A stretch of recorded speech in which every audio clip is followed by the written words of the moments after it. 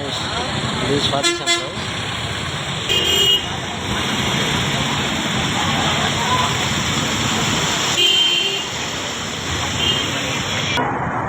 Swathi theatre అక్కడ దర్గా అది.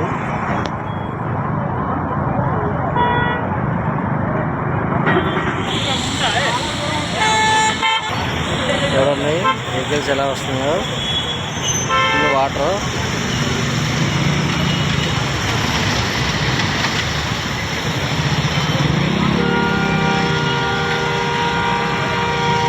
ఇప్పటికైనా స్వాతి కానీ భవానీపురం కానీ విజయవాడలోని ఫ్లడ్ వస్తుందని తెలిసిన మరుక్షణం మీ వెహికల్స్ని ఎక్కడైనా సురక్షితమైన ప్రాంతానికి తీసుకెళ్ళి పెట్టుకోండి.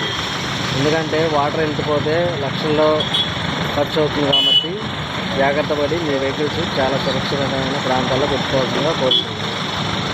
చూస్తుందండి మన ఛానల్.